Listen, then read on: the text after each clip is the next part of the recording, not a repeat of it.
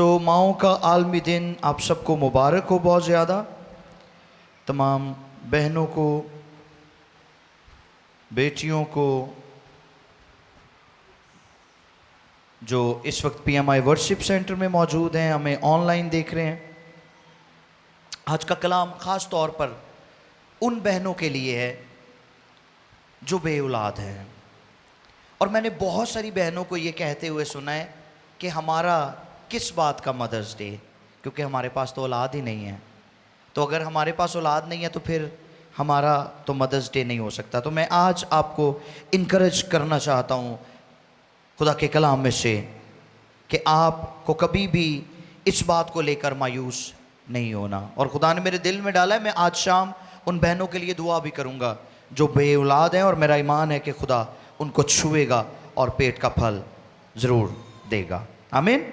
सो आइए कलाम खुदा की तरफ बढ़ते हैं। मेरे साथ देखिए, सैमुएल की पहली किताब है, उसका पहला बाब है और उसकी पहली 2 आयात को हम कलाम खुदा में से पढ़ेंगे, सुनेंगे, समझेंगे और सीखेंगे। 1 सैमुएल चैप्टर 1 वर्सेस 1 and 2।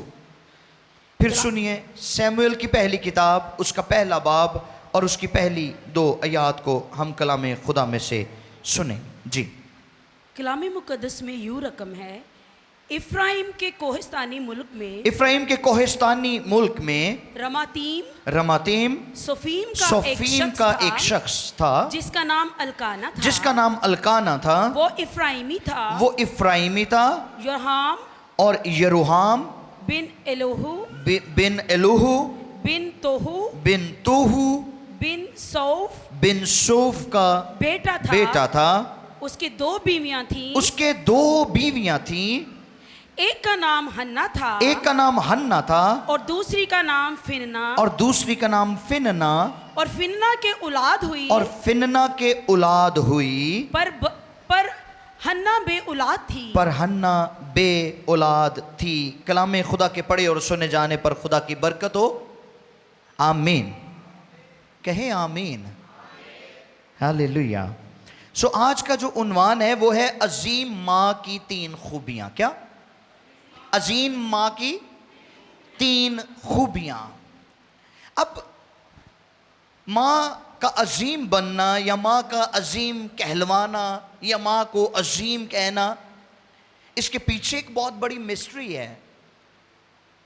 इस ग्लोरी के पीछे एक बहुत बड़ी स्टोरी है कि कैसे माँ अजीम कहलाती है, कैसे उसका मर्तबा बुलंद होता है, कैसे उसका रुतबा बुलंद होता है। उसकी इस अजमत के पीछे कौन से मुहर्रकात कार फरमा हैं, कौन से डायनामिक्स मौजूद हैं, कौन सी वो चीज़ें हैं, वो बातें हैं जो उसको अजीम बनाती हैं। आज शाम माओ के आलमी दिन के मौका पर हम सीखेंगे। सुनिए, सैमुएल की किताब 3 शख्सियात के मुतालिक बात करती है, जिसमें सरे फहरिस्त सैमुएल जो बनी इसराइल का अजीम नबी था और काजियों में सबसे आखिरी काजी था ये। फिर ये वो अजीम नबी था जिसने इसराइल के बादशाहों को मखसूस भी किया, उनको मस्सा किया। फिर ये किताब जिस दूसरे अजीम शख्स के मुतालिक बात करती है वो है साउल, जो कैस का बेटा था और बिन्यामीन के कबीले से ताल्लुक रखता था और ये बनी इसराइल का पहला बादशाह था। राइट। नंबर 3, बनी इसराइल का दूसरा बादशाह जिसको सैमुएल ने मसा किया, यानी बुजुर्ग दाऊद, जो खुदा का ममसू था और खुदा के दिल के मुताबिक था। सो ये सैमुएल की किताब इन 3 अजीम शख्सियात के मुतालिक बात करती है, लेकिन इसका आगाज एक औरत से होता है। इस किताब का आगाज एक औरत से हो रहा है जिसका नाम हन्ना था और उसके शौहर का नाम अलकाना था। अजीम मां यूं ही अजीम नहीं हो जाती, या उसके अंदर जो खूबियां होती हैं वो ऐसे ही रिफ्लेक्ट नहीं होने लगती। अजीम मां को मुश्किलात में से गुजरना पड़ता है अजीम होने के लिए। ठीक, जब वो दुखों में से गुजरती है, उसके मसाइल, उसकी प्रॉब्लम्स, उसके दुख गंभीर होते हैं और वो उन तमाम तरह के हालात को फेस करती हुई साबित कदम रहती है, परसिवरेंस उसकी लाइफ में होती है, इस्तकामत उसकी लाइफ में होती है और वो साबित कदम रहती है, खुदा पर भरोसा करती है, उसके कलाम पर खड़ी हो जाती है, तो फिर कहीं जाकर वो अजीम बनती है। राइट? सो हन्ना बांझ थी, ये उसका पहला मसला था। 3 खूबियां मैंने कहा है कि आज हम अजीम मां के बारे में 3 खूबियों को सीखेंगे, लेकिन इससे पहले कि हम इस अजीम मां की 3 खूबियों को रिफ्लेक्ट करें, हम इसके जो 3 बड़े मसले थे उनको डिस्कस करते हैं। इसकी जिंदगी में 3 बड़े दुख थे जिन्होंने इसको अजीम बनाया, बल्कि अजीम तर बनाया। वो 3 मसले कौन कौन से थे? सबसे पहला मसला उसका यह था कि वो बांझ थी, इनफर्टिलिटी थी उसकी लाइफ में। और बनी इस्राएल में बांझपन किसी मसले से कम नहीं था, इसको बहुत बड़ा मसला समझा जाता था।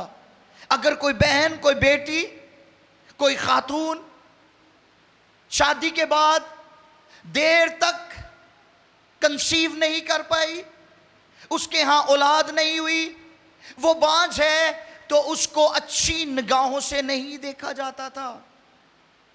वो मुआशरे में रिजेक्टेड कंसीडर की जाती थी, वो अंदर से ब्रोकन होती थी और अपने अंदर किसी तरह की तसल्ली को, शादमानी को नहीं पाती थी, क्योंकि उसके नजदीक औलाद का होना सबसे अहम बात होता था। अब बनी इस्राएल में यहूदियों के नजदीक इस बात को क्यों कर अहम कंसीडर किया जाता था? ज़बूर नंबर 127 की 3री और 5वीं आयत में हमें इसके मुतालिक सीखने को मिलता है। लिखा है, देखो औलाद खुदावंद की तरफ से और पेट का फल उसी की तरफ से अजर है।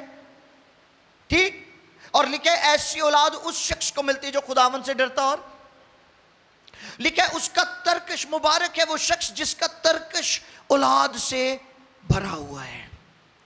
तो वो लोग ये कंसिडर करते थे उनके मुआशरे में उस दौर में कि जितने ज्यादा बच्चे होंगे, जितने ज्यादा बच्चे पैदा किए जाएंगे, उतना ही घराना बढ़ेगा, उतना ही खानदान बढ़ेगा, उतना ही कबीला तरक्की करेगा। ठीक, ये कॉन्सेप्ट था और इस कॉन्सेप्ट को लेकर बनी इस्राएल में कोई भी औरत बांझ रहना पसंद नहीं करती थी। हर औरत की यह ख्वाहिश होती थी कि खुदा मुझे ब्लेस करे। मगर बांझ औरतों, बे औलाद जोड़ों के बारे में लोग ना तो अच्छे ख्यालात रखते थे और ना ही उन्हें कदर की निगाह से देखते थे। और आज भी हमारे मुआशरे में बाय द वे ऐसा ही है। वो जोड़े जो बे औलाद होते हैं उन्होंने विचारे क्या जाता है, कहणगे आ विचारे वेखो 10 साल हो गए, 15 साल हो गए, हाले तक इन्हों को औलाद नहीं है। क्या औलाद ना होने से बेचारगी आ जाती है? या किसी के यहां औलाद नहीं है तो उसको इग्नोर करना शुरू कर दिया जाए, उसको टोंट करना शुरू कर दिया जाए? ये एक टेरिबल स्टिग्मा है हमारे मुआशरे में।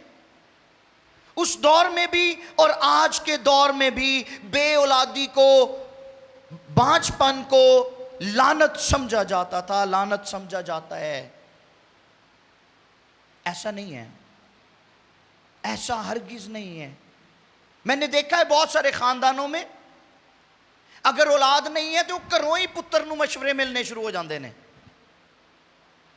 कि इससे औलाद नहीं होगी, हम आपके लिए कोई और ऑप्शन देख लेते हैं। ते ऐसे लोग ਜਿਹੜੇ ਬੱਚਿਆਂ ਨੂੰ ਇਹੋ ਜੀ ਸਲਾਹ ਦਿੰਦੇ ਨੇ ਆਪਣੇ ਪੁੱਤਰਾਂ ਨੂੰ, ਆਪਣੇ ਭਰਾਵਾਂ ਨੂੰ, मेरा उन्होंने क्वेश्चन है कि अगर उस दूसरे ऑप्शन के भी रहम को खुदा बंद कर देगा तो फिर क्या करेंगे? कलाम में लिखा अपनी जवानी की बीवी के साथ शाद रहे। औलाद खुदा की तरफ से इजाफी बरकत है। اس بات کو سمجھنے کی ضرورت ہے. ابتدا میں خدا نے جب ہر ایک چیز کو تخلیق کیا اور لکھا ہے مشرق میں خدا نے باغ عدن لگایا اور اس کے اندر ایک کپل کو رکھا. آدم کی پسلی سے اس نے ایک عورت کو تیار کیا اور اس کپل کو وہاں پر رکھا. ان کو خدا نے برکت دی. ان کا رشتہ ایک دوسرے کے لیے سب سے اہم تھا اور وہاں پر نبوت بھی ہوئی ہے. کیا تھی وہ نبوت؟ کہ آدمی اپنے ماں باپ کو چھوڑے گا اور اپنی بیوی سے ملا رہے گا. جس اولاد کے لیے ہم اتنی تگودو کرتے ہیں، ٹھیک، بڑی تکلیف کاٹتی ہیں ہماری بہنیں بچوں کو جنم دیتے ہوئے، لیکن جب وہ بچے پیدا ہوتے ہیں، ان کی پرورش ہوتی ہے، وہ بڑھتے ہیں، تعلیم یافتہ ہوتے ہیں، جوان ہو جاتے ہیں، انہوں نے ویاہ کر دیو تو الگ ہو جاندے ہیں. اس بات کا بھی ہمیں صدمہ ہوتا ہے کہ لو جی حالے 4 دن ہوئے سی ویاہ ہوئے نو میرے پتر نو الگ کر دیتا ہے. یہ کلام کا فیصلہ ہے، ہم یہ بھی قبول کرنے کے لیے تیار نہیں ہیں. تے جو نال رہنا چاہتے ہیں تے نال رہ کے الگ کر دیں گے، کہیں گے جی ساڈی روٹی الگ ہے، یہ اپنا الگ پکان. مطلب کسی پاسے بھی اسی ٹھیک نہیں رہندے، نہ نال رکھ کے تے نہ الگ کر کے. یہ حالت بتا رہا ہوں میں آپ کو ایک. تے جے وہ بیچاری کنسیو نہ کر پائے تے پھر مینے تانے دے دے کے مت مار دینے اسی اور الٹے سیدھے مشورے. یہ سب کچھ حنا کے ساتھ ہو رہا تھا. I'm telling you. اس کو جو سب سے بڑا دکھ کھاتا تھا وہ یہ تھا کہ اس کے ہاں اولاد نہ تھی. اس کے ہاں اولاد نہ تھی. ہمارے معاشرے میں اس کو لعنت قرار دیا گیا ہے. یہ بڑے افسوس کی بات ہے. آج میں آپ کو پروف کرتا ہوں بائبل مقدس میں سے، خدا کے کلام میں سے، کہ خدا کے کلام میں ان عورتوں کی بے شمار مثالیں ہمیں ملتی ہیں جو بانجھ تھیں مگر وہ عظیم مائیں تھیں. سنیں غور سے، وہ بانجھ تھیں لیکن وہ عظیم مائیں بنی جن کا ذکر کرنا خدا نے مناسب سمجھا ہے، اور ان میں سے سور میں پیدا ہوئے ہیں. سنیے کون کون تھی وہ. نمبر 1 سارہ، ابراہم کی بیوی، وہ بانجھ تھی. پھر ربکا، اسحاق کی بیوی، وہ بانجھ تھی. پھر راخل، یعقوب کی بیوی، وہ بانجھ تھی. پھر نمبر 4 روت، بوئز کی بیوی، اس کے پہلے شوہر سے اس کے ہاں کوئی اولاد نہیں تھی. نمبر 5 الیشبا، یوحنا بپتسمہ دینے والے کی ماں، وہ بھی بانجھ تھی. لیکن بائبل مقدس اس بات کی شاہد ہے کہ جتنی عورتوں نے بانجھ پن کا دکھ اٹھایا ہے وہ ایمان اور راست بازی کی عظیم مثال ٹھہری ہیں. ہیلیلویا. سو بانجھ پن لعنت نہیں ہے، یہ آپ کی زندگی میں برکت کو لے کر آتا ہے، کیونکہ یہ آپ کی زندگی میں ایمان اور راست بازی کے اگلے لیول کی طرف آپ کو پروموٹ کرتا ہے. یہ آپ کے اندر ایمان کو اولاد والی عورتوں سے زیادہ بڑھاتا ہے. یہ بات سن لیں ذرا غور سے. راست بازی میں آپ زیادہ ترقی کرتی ہیں، سو اس لیے اولاد والی خواتین، مائیں، بہنیں، بیٹیاں خود کو بے اولاد خواتین، بہنوں اور بیٹیوں سے بڑھ کر کبھی مت سمجھیں، اور یہ مت سمجھیں کہ بے اولاد جوڑے لعنت کے زیر اثر ہیں. ایسا نہیں ہے، بلکہ ایک خاص بات جس کو آپ کو ذہن نشین کرنا ہے، سیکھنا ہے آج شام، وہ یہ ہے کہ خدا سم ٹائمز رحم اس لیے بند کرتا ہے کہ وہ آپ کو ریزرو کر رہا ہوتا ہے کسی بڑی برکت کے لیے. وہ آپ کو ریزرو کر رہا ہوتا ہے دوسری برکات کے لیے. وہ آپ کو ریزرو کر رہا ہوتا ہے ایک خاص وقت کے لیے جس میں وہ اپنی قدرت کو ظاہر کرے گا، اور آپ کے بدن کے وسیلہ سے، آپ کی اس اولاد کے وسیلہ سے جو آپ کو دیر سے ملنے والی ہے، اپنا جلال ظاہر کرے گا۔ حنا کے ساتھ ایسے ہی ہوا تھا۔ حنا کو اولاد ملی تھی، وہ بانجھ نہیں رہی، لیکن ایسا بیٹا، ایسا سورما، لکھا ہے جب تک سیموئل جیتا رہا۔ یہ بات بڑی خاص ہے، وہ راما کا رہنے والا تھا۔ کہاں کا؟ راما کا رہنے والا تھا، اور جب تک سیموئل جیتا رہا فلسطین بنی اسرائیل پر حملہ نہیں کر پائے۔ اتنا بڑا سورما تھا وہ خدا کا، ان کی جرت نہیں ہوئی وہ ان کی طرف دیکھ بھی جاتے۔ میری بہنیں سنیں غور سے، آپ کو ایمان اور راست بازی کی مثال کو قائم کرنے کے لیے خدا تیار کرتا ہے۔ وہ بہنیں جو کسی بھی طرح سے ڈپریشن کا شکار ہیں، پریشان ہیں، مایوس ہیں، اپنے اندر کڑتی رہتی ہیں، اولاد کی طلبگار ہیں، خدا آپ کو ایک بڑے کام کے لیے تیار کر رہے ہیں۔ خدا آپ کے ایمان کو بوسٹ اپ کر رہا ہے اور آپ کے اندر راست بازی کو پرموٹ کر رہا ہے خدا۔ اس لیے حوصلہ نہ ہاریں۔ اگر میڈیکل نے آپ کو لا علاج کر دیا ہے تو ابھی ایک امید باقی ہے۔ آمین۔ اور وہ امید کیا ہے؟ حنا کی طرح خدا کے حضور میں جھک جانے کی، فریاد کرنے کی۔ اور کیا فریاد تھی؟ ذرا سنیے، پہلا سیموئیل پہلے باب کی 9ویں آیت سے لے کر 11ویں آیت تک۔ اور جب وہ سیلا میں کھا پی چکے تو سنیں، جب وہ سیلا میں کھا پی چکے تو حنا اٹھی۔ حنا اٹھی۔ اس وقت ایلی کاہن اس وقت ایلی کاہن خداوند کی ہیکل کی چوکھٹ کے پاس، خداوند کی ہیکل کی چوکھٹ کے پاس کرسی پر بیٹھا ہوا تھا، کرسی پر بیٹھا ہوا تھا، اور وہ نہایت دلگیر تھی۔ وہ نہایت دلگیر تھی۔ سو وہ خداوند سے دعا کرنے، خدا سے کیا کرنے جی؟ دعا کرنے دعا کرنے، اور زار زار رونے لگی۔ اور زار زار رونے لگی۔ اس نے منت مانی اور اس نے منت مانی اور کہا رب الافواج، اے رب الافواج، اگر تو اپنی لونڈی کی اگر مصیبت تو پر، اپنی بندی کی، لونڈی کی اپنی مصیبت لونڈی پر کی نظر کرے، مصیبت کس پر نظر کرے؟ مصیبت پر نظر کرے، مصیبت پر۔ اس کا مطلب ہے کہ بانجھ پن اس کے لیے ایک مصیبت تھا، وہ اس کو ایک مصیبت سمجھتی تھی آپ کے لیے۔ وہ اس کرب میں سے گزر رہی تھی کیونکہ اس کو کافی ساری مشکلات درپیش تھیں۔ وہ میں آگے جا کے آپ کو بتاتا ہوں کہ کس طرح سے وہ ہرٹ ہوتی تھی، کس طرح سے اس کو ذہنی طور پر، نفسیاتی طور پر ٹارچر کیا جاتا تھا، اس کی دل آزاری کی جاتی تھی، اس لیے وہ اس کو اپنے لیے مصیبت سمجھتی تھی۔ سنیے آگے، اگر تو اپنی لونڈی کی اگر مصیبت تو پر اپنی لونڈی کی مصیبت پر نظر کرے اور مجھے یاد اور فرمائے، مجھے یاد فرمائے، اور اپنی لونڈی کو اور اپنی لونڈی کو فراموش نہ کر، فراموش نہ کرے، اور اپنی لونڈی کو اور اپنی لونڈی کو فرزند نرینہ بخشے، فرزند نرینہ بخشے، تو میں اسے زندگی بھر کے لیے، زندگی بھر کے لیے خداوند کو نظر کر دوں گی، نظر کر دوں گی، اور اس طرح اس کے سر پر کبھی نہ سر پھرے پر گا۔ کبھی نہ پھرے گا۔ اس نے ٹارگٹ سیٹ کر لیا ہے، حنا نے ٹارگٹ سیٹ کر لیا ہے۔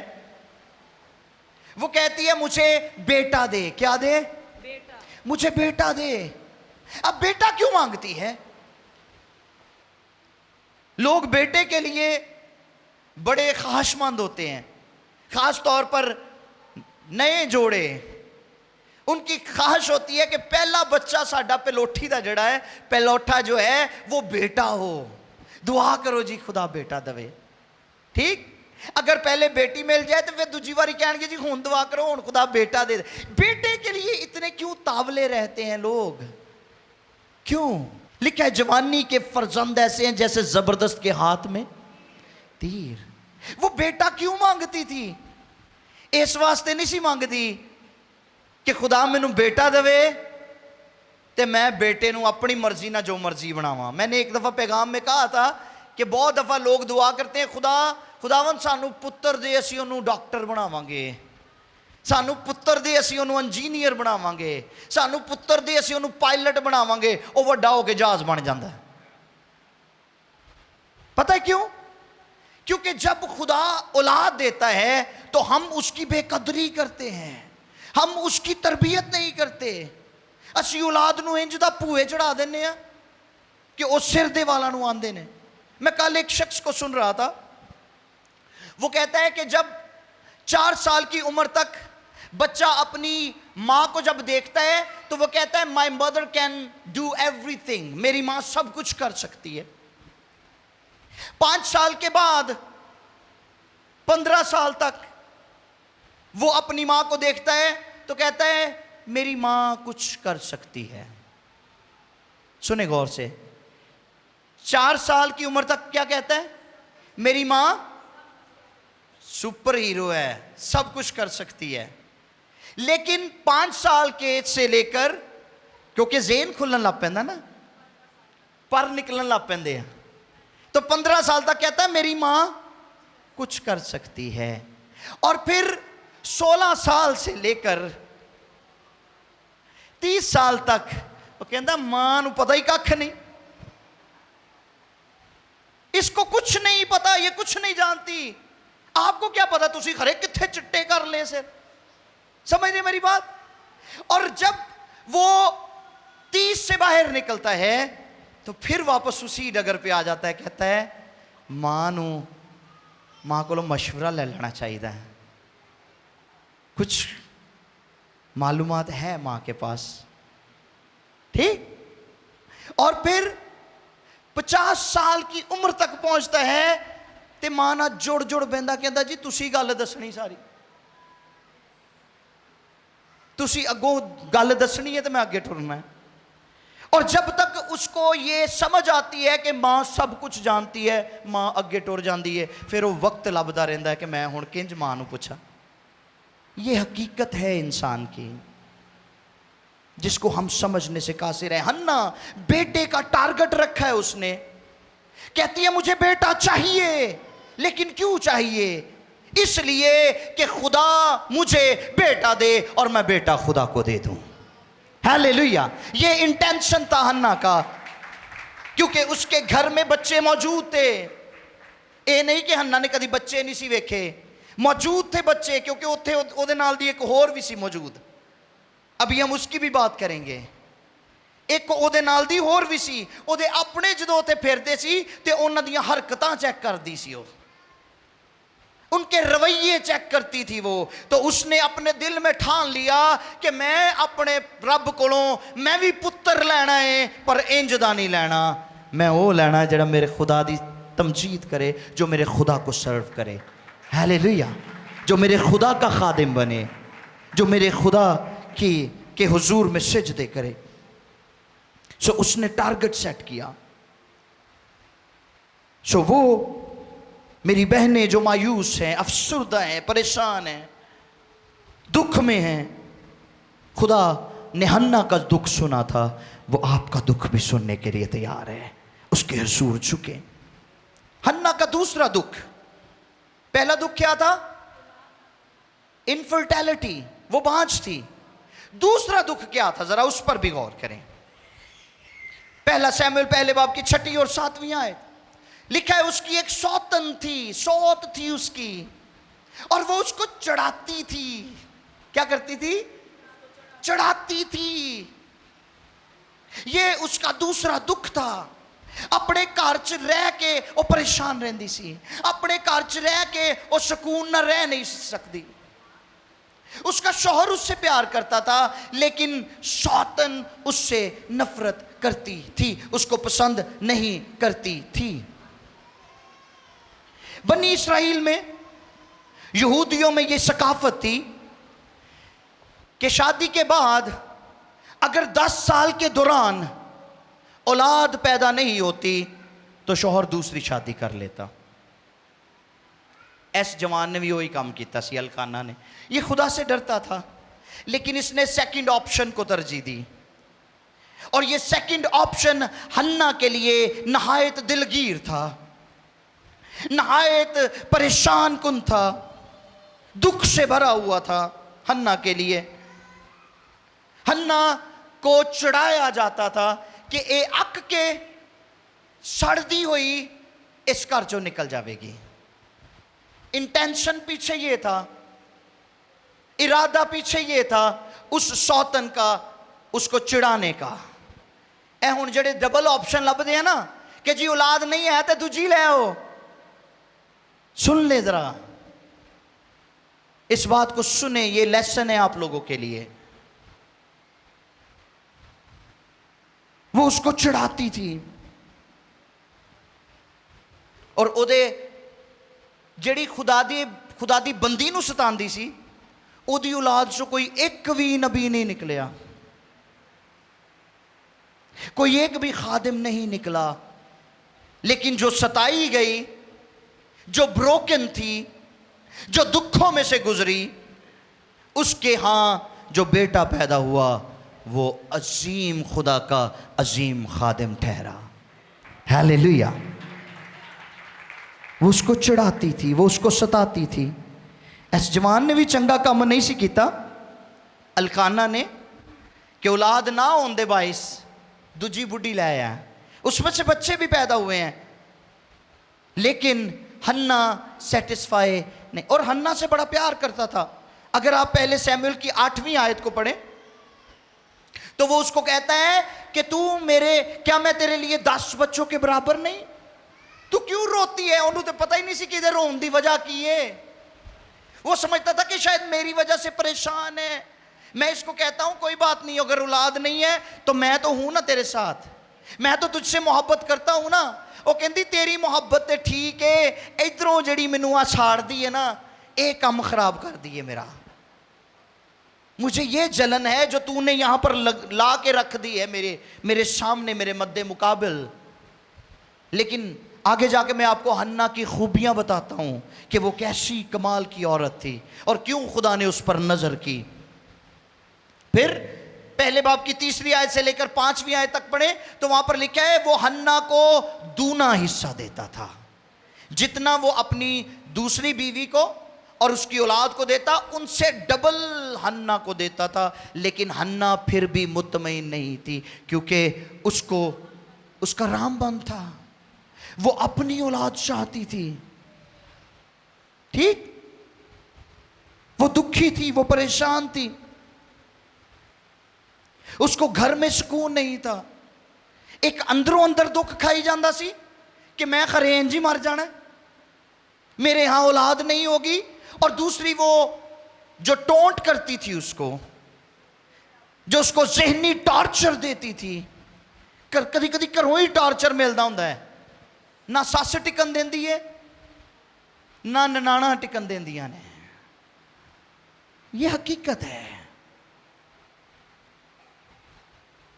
ٹھیک؟ پھر ادھر ادھر مشورے دین والیاں وہ علیحدہ پریشان کر دیا نے آ کے۔ اب تیسرا مسئلہ کیا تھا حنا کا؟ تیسرا دکھ میں آپ کو بتانے لگا ہوں۔ پہلا دکھ کیا تھا؟ انفرٹیلٹی، اس کا بانجھ پن۔ دوسرا دکھ کیا تھا؟ اس کی سوتن اس کو چڑھاتی تھی۔ تیسرا دکھ سن لیں، ہیکل میں گئی ہے تو خدا کے خادم نے اس کو انڈر ایسٹیمیٹ کر دیا۔ مذہبی لوگ بھی اس کو انڈر ایسٹیمیٹ کرتے ہیں، اس کو کہا جاتا ہے کہ تو اچھی عورت نہیں ہے، انڈر ایسٹیمیٹ کیا جاتا ہے اس کو۔ ذرا یہ پڑھ دیں اس حوالے کو، جی میرا خیال 12ویں یا 13ویں آیت سے ہے۔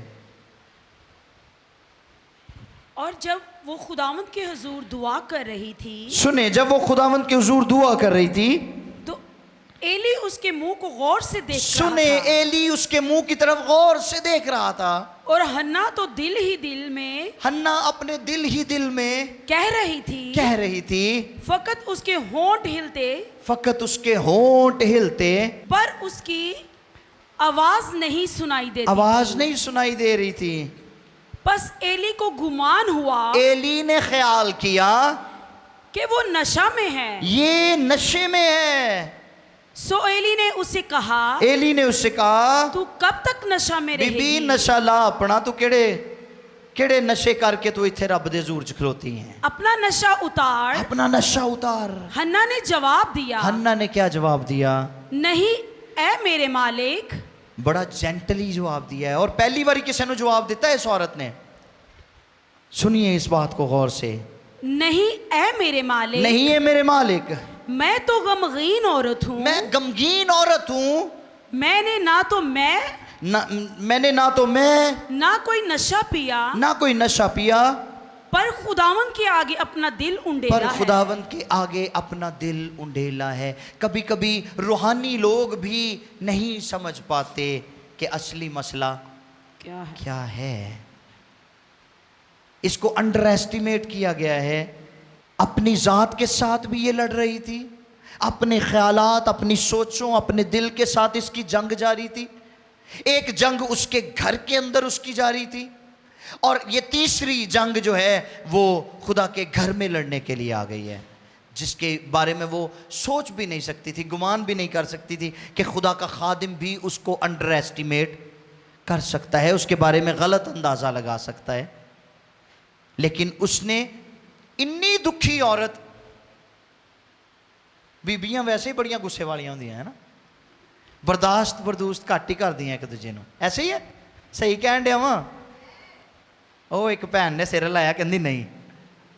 अच्छा चलें, खुदा बरकत दे आपको, थैंक यू। लेकिन मतलब शायद ये एक नेचर है कि आप वो मर्द हो या ख़वातीन, जब कोई शख्स आपको 2 दफ़ा 3 दफ़ा किसी भी बात के लिए चिढ़ाएगा ना, तो वो पंजाबी के अंदर रेस हो जाना, तो बंदे भी रेस हो जाते हैं, तो बीबियां भी रेस हो जाती है, गुस्से में आ जाते हैं। कई तो इतने मुश्तिल हो जाते हैं कि वो आपे से बाहर हो जाते हैं और गाली गलोच पर भी उतर आते हैं। कई हत्थी पै जाते हैं कि भाई तुसी मेरा मजाक ही डाए जाते हैं, तुसी मैनू रेस करन दे, आप मुझे टोंट कर रहे हैं एक ही बात से बार बार। तो इसको इतना टोंट किया जाता था, इतना टोंट किया जाता था कि ये बीबी, इसको चिड़चिड़ी हो जाना चाहिए था, है ना, कि खुदा दे खादम ने भी उन्होंने अंडर एस्टिमेट किया है, तो उन्होंने भी बड़ा मुदब्बराना जवाब देता है।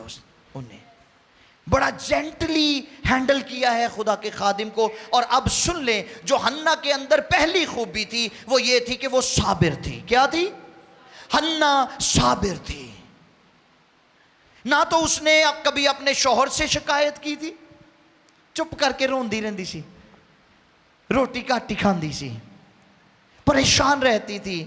वो जो उसको चिढ़ाती थी उसको जवाब नहीं देती थी, इंतजार करती सी रब दे वक्त दा कि मेरा वक्त आ लैंदे, मेरा खुदा मेरे साथ नेकी करेगा। वो जानती थी कि खुदा उसके साथ नेकी करेगा। अब पहली दफा उसने किसी को आंसर किया है, और वो चूंकि खुदा का खादिम था तो उसने उसको जेंटली जवाब दिया। उसने कहा मैं नशे में नहीं हूं, मैं तो, सुने जरा इस बात को, क्या कहती है हन्ना? हन्ना ने जवाब दिया, नहीं है मेरे मालिक, मैं तो गमगीन औरत हूं, मैंने ना तो मैं ना कोई और नशा पिया, पर खुदावंद के आगे अपना दिल उंडेला है। 16वीं आयत में लिखा है, तू अपनी लौंडी को खबीस औरत ना समझ, मैं तो अपनी फिक्रों और दुख के हजूम के बायस अब तक बोलती रही। तू क्या समझ बैठा कि मैं क्या हूं, मैं कौन हूं? मैं वो नहीं हूं जो तू सोच रहा है, मैं तो फिक्रों की मारी हुई, दुखों की मारी हुई हूं। ठीक? हन्ना ने किसी तरह से भी किसी को कर्ज नहीं किया, उसने किसी पर लानत नहीं की। अगर आप बे औलाद हैं और आपको टोंट किया जाता है, आपको चिढ़ाया जाता है, आपको परेशान किया जाता है, आपको दुखी किया जाता है, तो प्लीज़ सब्र करें और खुदा पर भरोसा रखें। वो आपकी दुआ का जवाब देगा, वो आपके दुख से वाकिफ़ है। हन्ना के दुख को खुदा ने सुना है, और जब खुदा के खादिम को उसने एक्सप्लेनेशन दी है, उसने वजाहत दी है अपनी पर्सनैलिटी की, अपनी रास्तबाजी की, अपने ईमान की, तो फिर एली काहिन ने फौरन क्या किया है? 17वीं आयत में लिखा, तब एली ने जवाब दिया, तब एली ने जवाब दिया, जी, तू सलामत जा, तू सलामत जा। सुने, एली ने जब जान लिया कि ये तो एक रास्तबाज औरत है और ये दुखी है और ये ब्रोकन है, तो उसने उसको दुआ दी है और कहता है तू सलामत जा। और फिर और इस्राएल का खुदा, और इस्राएल का खुदा तेरी मुराद जो तूने उससे मांगी जो है, तूने उससे मांगी है पूरी करे। पूरी करे। ये दुआ दी है उसने खुदा के घर से। अब हन्ना की दूसरी खूबी की तरफ बढ़ते। पहली खूबी क्या थी? बोले, वो क्या थी? वो साबिर थी। उसने सब्र किया। उसने किसी को भी किसी भी तरह से नेगेटिव आंसर नहीं किया, वो पॉजिटिव रही। और अब दूसरी खूबी की तरफ बढ़ते हैं। दूसरी खूबी क्या थी? दूसरी खूबी ये है कि कलाम की कबूलियत उदासी को दूर करती है। हालेलुया। उसने कलाम को कबूल किया। 18वीं आयत, उसने कहा तेरी खादिमा तेरे कर्म की नजर तेरी खादमा पर तेरे कर्म की नजर हो। तब वो औरत चली गई और खाना खाया और फिर उसका चेहरा उदास ना रहा। उन्हें परवाही करनी छड़ दी। कौन की कहता है? क्योंकि उसने कलाम को कबूल कर लिया था। हालेलुया। ये हन्ना के अंदर दूसरी खूबी थी, दूसरा एट्रीब्यूट था जो रिफ्लेक्ट हुआ। उसके सब्र ने उसके अंदर कलाम की कबूलियत के लिए बाब खोल दिया, दरवाज़ा खोल दिया, और उसने कलाम को कबूल किया। और जब खुदा का कलाम हमारी ज़िंदगी में आ जाता है, हम उसको कबूल कर लेते हैं, तो ये फ़कत कलाम है जो हमें तसल्ली देता है। इसके अलावा दुनिया की कोई और चीज़ हमें तसल्ली नहीं दे सकती। उसका शौहर अल्काना उससे बड़ा प्यार करता था, उसको 2 गुना हिस्सा देता था, लेकिन उसको सेटिस्फैक्शन नहीं होती थी। उसको सेटिस्फाई सिर्फ एक ही बात ने किया है, और वो खुदा का कलाम है। जब आप दुखों में से, परेशानियों में से गुजरते हैं, जब आप ब्रोकन होते हैं, आप डिस्क्रिमिनेशन का शिकार होते हैं, आपकी लाइफ में जगह जगह कदम ब कदम आपको मुश्किलात का और परेशानियों का सामना करना पड़ता है, आप खुदा के कलाम को कबूल करने के लिए अपने दिल को खोलें, आप तसल्ली पाएंगे, आप शादमानी पाएंगे। आमीन। लिखा है फिर वो कभी उदास ना हुई, उसके चेहरे पर मुस्कुराहट आ गई, शादमानी आ गई, उसका चेहरा फिर उदास नहीं हुआ। और जब उसने खुदा के कलाम का यकीन कर लिया, क्योंकि एली ने उसको क्या दुआ दी थी कि जो मुराद तूने खुदा से मांगी है, जा मेरा खुदा तेरी वो मुराद पूरी। और उसने कलाम को मान लिया, रिसीव कर लिया, कबूल कर लिया, तो फिर कलाम पूरा हुआ। पहले बाब की 20वीं आयत, कलाम पूरा हुआ। सुने,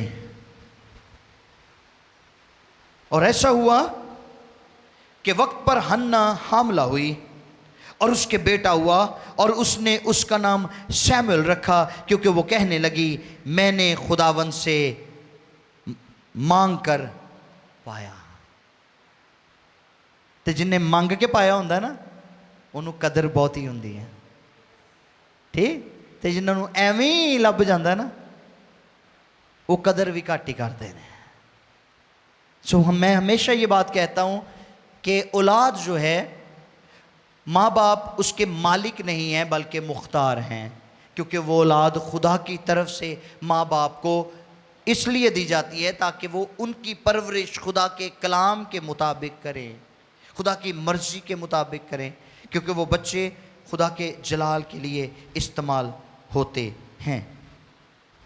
इसलिए हमें अपने बच्चों का ख्याल रखना चाहिए, उनकी फ़िक्र करनी चाहिए। तो हन्ना ने क्या नाम रखा उसका? सैमुएल, यानी मांगा हुआ, मैंने खुदा से मांग कर पाया है। और कलाम पूरा हुआ है। वो हन्ना जो दुखी थी, लाचार थी, उसने कलाम को कबूल किया। सेकंड, उसकी जो एट्रीब्यूट थी वो रिफ्लेक्ट हुई है।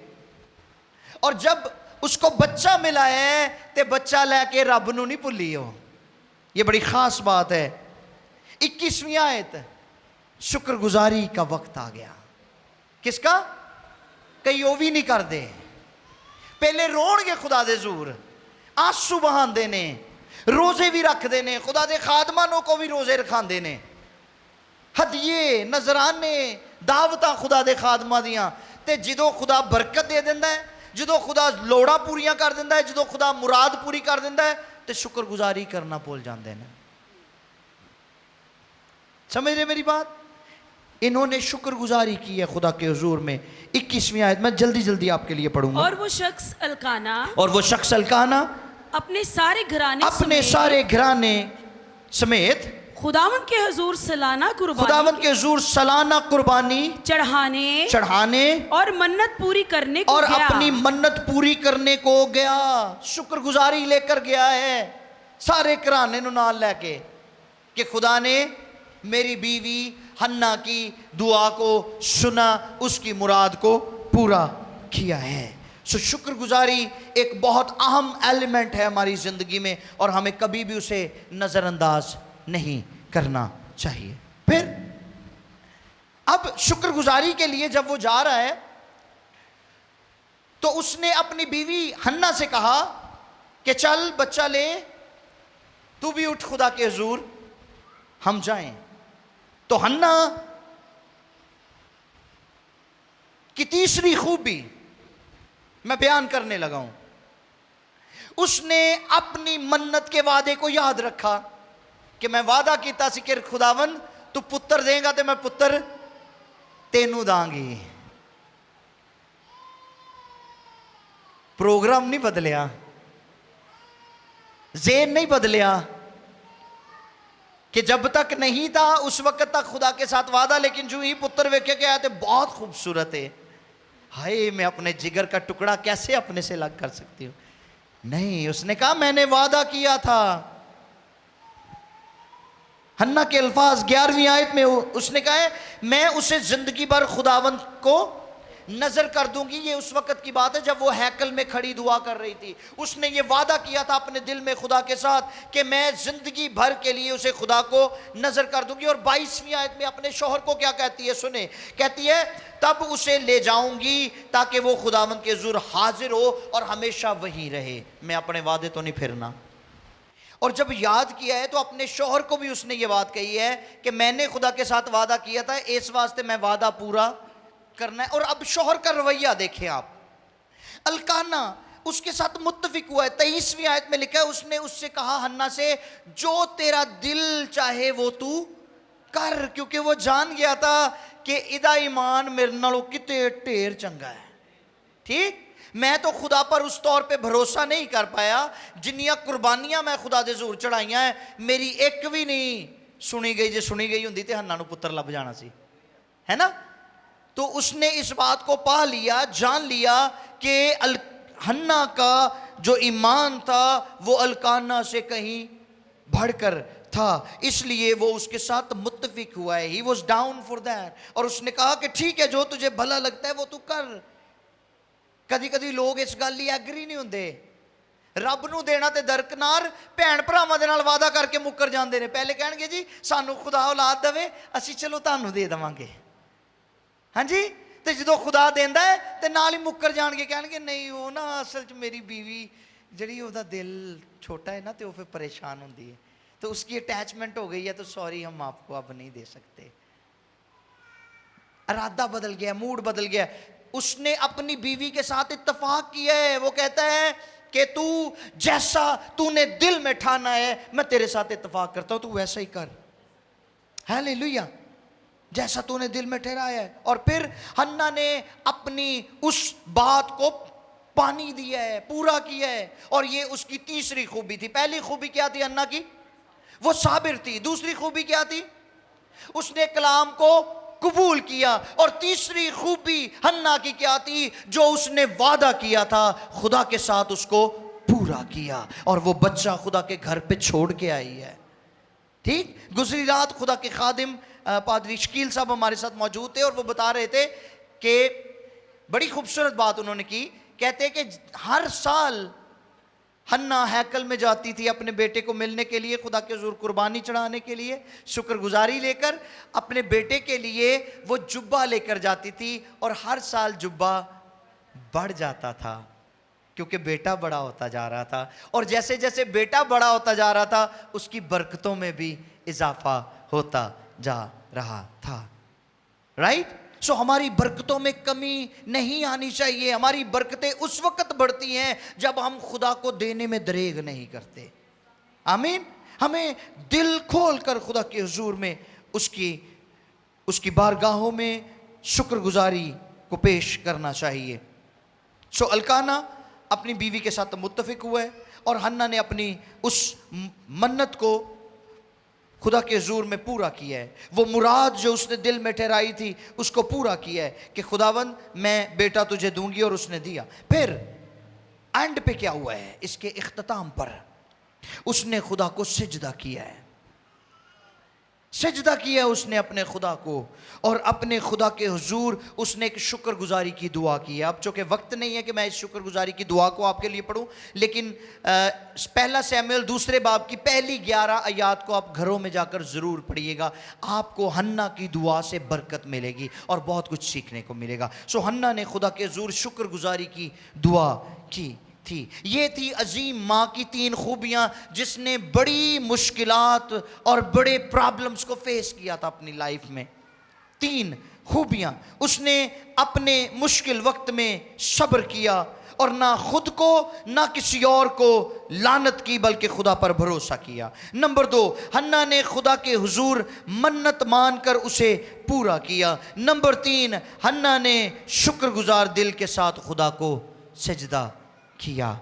आइए सरों को झुकाएं, आंखों को बंद करेंगे।